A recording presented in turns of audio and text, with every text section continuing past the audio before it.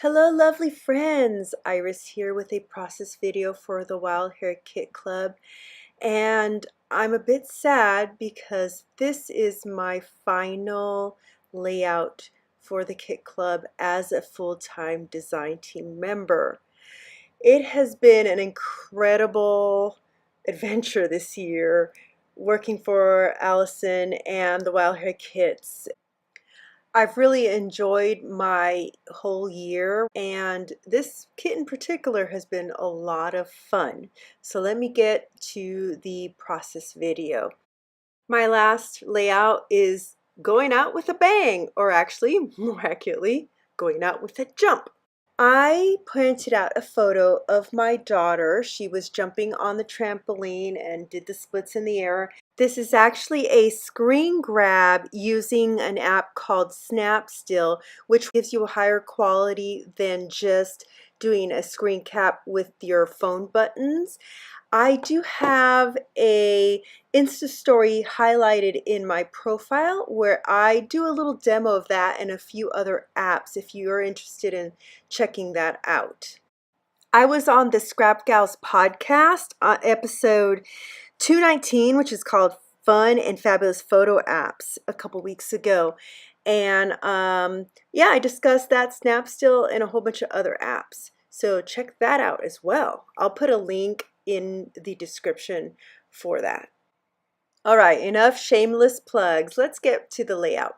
So you've seen me audition some of the papers, and I went through a bunch of the cards for this kit. Was primarily made up of Project Life cards from the Project 52 Rad edition and the chipboard, which you can see right here under my hand. And I settled on these papers. So now I am getting to business, cutting down the photo. So I used the Cut Shop's cut file called Open Letter Alpha, and it comes as separate letters. So what I did was, first I altered the U.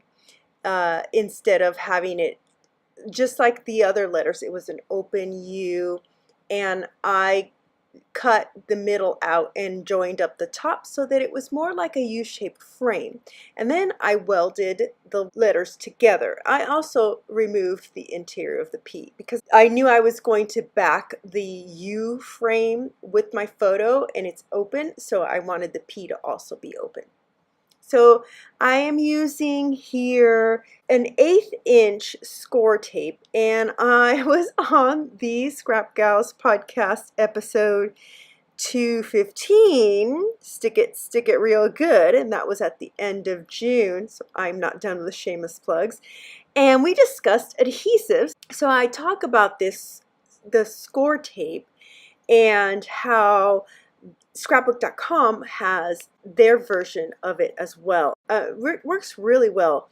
I really like this 1/8 inch wide for these thin alpha type of cut files because I've used the same kind of letters in a couple different layouts. The other adhesive that I talked about on the podcast is what I have in this fine line bottle, and it is called Liquitex Matte Medium. It has the properties like the Ranger Matte Medium in that it dries clear and matte so that there's no shiny little trails if you get it in the wrong places, but it is more viscous, it's more liquidy, and it works really well on this fine line bottle. I'll put the link to that podcast episode as well down in the description. I'm going to go ahead and cut out the rest of the backing because it's just a repetitive thing. So now that my cut file is all backed, I try out a colored pattern paper background first. There's been a trend recently of grouping your embellishments by color, usually in a rainbow, and I really wanted to do that sort of style on this layout, but at first I thought I should use a colored background. That might make it fun. In the end, I decided to go with a white background so that the colors really have a chance to pop. But while I was looking at it, I wasn't happy with my photo. I felt it was too small and kind of gonna get lost. So what I did was I went back to my computer in the Silhouette software and I redid my U. I reprinted the photo at 5x7. The previously had been printed at 4x6 and used the U as a template to cut it out. Because I knew that I'd be filling this layout with a lot of embellishments and color, and I did want the photo to stand out, I cut out the old portion. I was going to toy with placing the photo without a frame because then it might stand out from the rest, and I decided that was going to look too weird, so I went ahead and modified the new U and made it into a frame. And you see that I am putting adhesive over the overlapping part and the J and the M so that I can put the photo with its frame above. I thought that would help it stand out some more from the rest of the word. It just needed a little more trimming after I cut it the first time so that it fits, because I outlined around the actual shape. I needed to trim it a little bit more to fit inside and not stick out. Then my idea was to add some foam to make that photo stand out even more. So when I was placing on here though, I thought, oh, it looks really weird standing out like that. It didn't feel like it was connected to the rest of the word. So I switched it up. I took the adhesive off and flipped it so that the photo, the U, is under the J and the M. This is where it got really fun. So I just recently bought from Avery Elle their watercolors. They're liquid watercolors you can see here on the freeze frame. And I picked out colors that matched my chipboard in Fizz, Mimosa, Lemongrass, and Sea Glass. And then I had to fill in the blanks with some Distress ink in Worn Lipstick and Mustard Seed so that I could match the chipboard colors. And I'm going to use the packaging technique, my very favorite, one of my only watercoloring techniques that I actually do. That works great on the Heidi Swap mat. I just stick the pad down and just put it up, you know, like the edge of it in a line.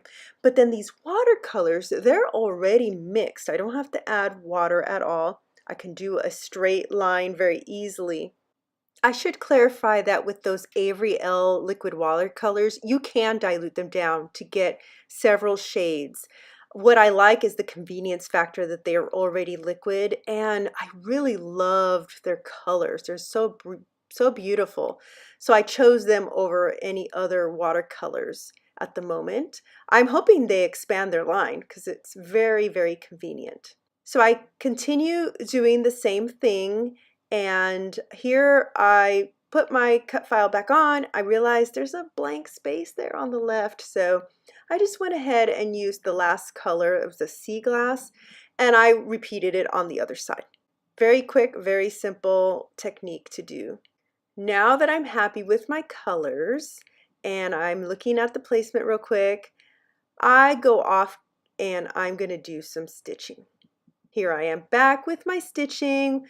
I've really enjoyed doing this kind of lazy meandering back and forth. It's very quick and very unprecise. It's messy, and that's how it should be. It's very fun. I am lining up that U. I really like how that stands out. I'm glad that I increased the size there.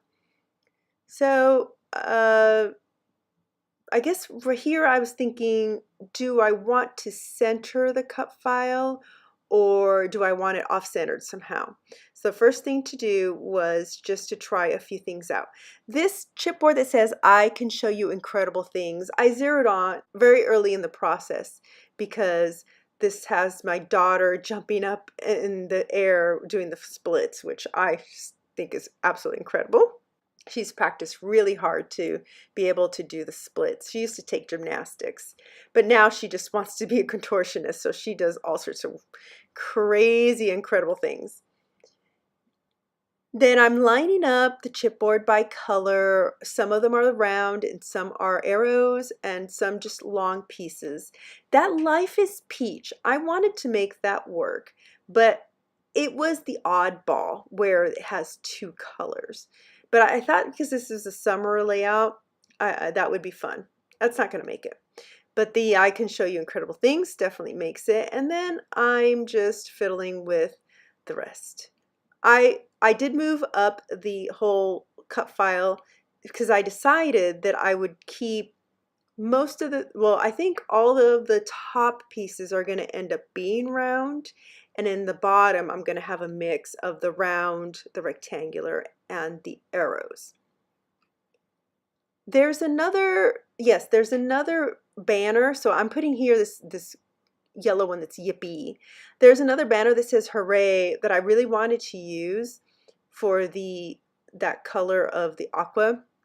But when I saw the banner that says keep life simple, that trumped the hoorays, because hooray and yippee were very similar. So I wanted to use that keep life simple. I used the flare that says love this to sort of nestle in the crook of the J. And now I am going to just stick this down because I'm happy with the placement for the most part. Then the date. I didn't really have journaling for this page, so I wanted to just put the date in a matching color. I took out that distress ink in weathered wood because it actually matches the Avery L sea glass very well, but my stitching was in a different aqua shade. So what I ended up using is from W+9 is Lake House. It's like my absolute favorite aqua color. I was just having trouble deciding where to actually stamp the date. So you see me just fiddling, moving things barely around. But you know what I finally do is I get a piece of vellum, and that way I can audition the placement. I decide that up above where the J is the best choice. Move the flare out of the way, and then I stamp it. And I was having trouble with the stamp. It had the color, like there's a dark spot, so I stamped it several times. I thought I got it all. There's just a little dark spot in the June, the word, but oh well. There's dark spots and light spots everywhere. A little bit more of adhesive because I have found that the Project Life chipboard does tend to pop off, especially on a background where you have this bumpy stitching. Still photos are coming up.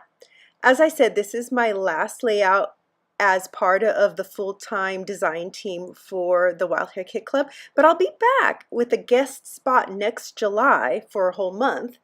And I'm still designing for Simple Stories and Get It Scrapped. I'm looking forward to doing some more process videos for them and going back to organizing videos and some other fun things on my YouTube channel. So subscribe, hit the notification, and I'll see you here next time.